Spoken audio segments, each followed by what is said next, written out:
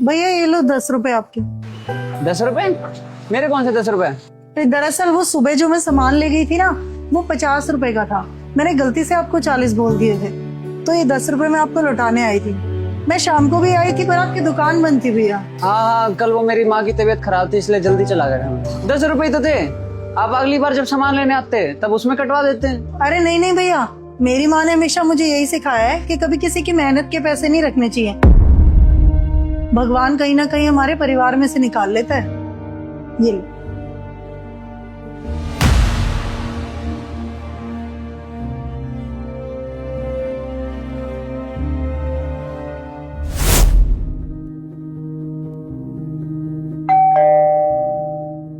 अरे साहिल तू।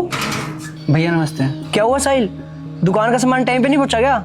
भैया दुकान का माल तो टाइम पे पहुंच गया था, बल्कि आपने इस बार 300 का सामान ज्यादा दे दिया था, तो मैं वही 300 रुपए देने आया था। अरे भाई 300 रुपए तो थे, हम आगे पीछे इसका हिसाब किताब कर लेते। अरे नहीं साहब, मैं चाहता तो ये 300 रुपए रख भी लेता, आपको पता भी नहीं चलता, लेकिन ऊपर वाले को तो सब पता होता है ना, और ऊपर वाले की लाठी में आवाज नहीं होती।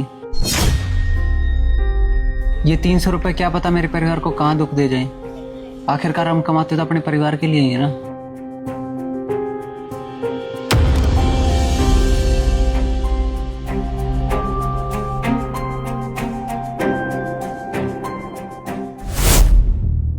सर। हाँ जी, आप कौन?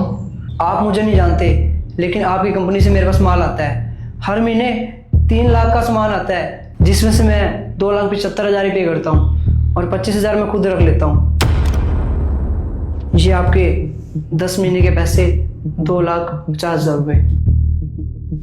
अरे ये बात तो मुझे पता भी नहीं थी, और तुम चाहते तो ये पैसे तुम रख भी सकते थे, तो तुम लौटाने क्यों आए हो? हाँ सर, वो मेरी किसी ने आंखें खोल दी, क्योंकि कई दिनों से मेरी माँ और बाबूजी की तबीयत बहुत ज़्यादा खराब है, और हो सकता है इन्हीं पैसों से मेरी माँ और बाबूजी की तबीयत खराब हो, क्योंकि ये भी किसी की मेहनत की कमाई है। इन पैसों के बारे में आपको तो नहीं पता, लेकिन ऊपर वाले को तो पता है, उसकी लाठी में आवाज नहीं होती। शायद तुम ठीक ही कह रहे हो।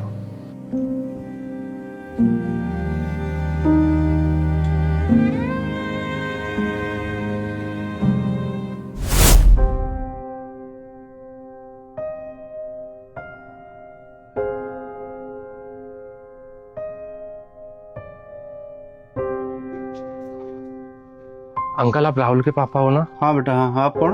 मैं उसका बिजनेस पार्टनर हूँ अंकल। अच्छा, आपका भी कोई हिसाब किताब था क्या बेटा राहुल की तरफ? अभी मेरे पास तो कुछ बचा नहीं बेटा, मैंने उसका पूरा कर्जा उतार दिया, सब बेच दिया, मकान भी बेच दिया, जमीन थी वो जमीन भी बेच दी। मैं तो अभी यहाँ झोपड़ी में रहता हूँ, 2 वक्त की रोटी खा लेता हूँ, छोटा मोटा इधर मेहनत मजदूरी करता हूँ। मेरे पास कुछ बचा नहीं बेटा। अंकल जी, मुझे माफ कर दो। बेटा आप क्यों माफी मांग रहे हो? आपने ऐसी क्या गलती कर दी? जब हम बिजनेस पार्टनर थे ना अंकल, तो हमने गुड़गांव में कुछ फ्लैट्स लिए थे, और वो मुझ पे इतना भरोसा करता था, उसने सारे फ्लैट्स मेरे नाम पे लिए।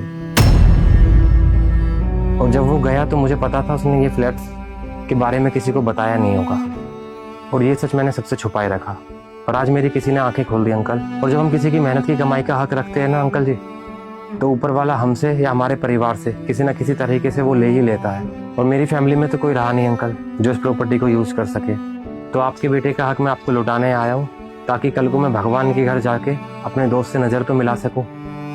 कभी भी किसी की मेहनत की कमाई नहीं मारनी चाहिए, क्योंकि भगवान सब देख रहा होता है। आज नहीं तो कल इंसाफ जरूर होता है।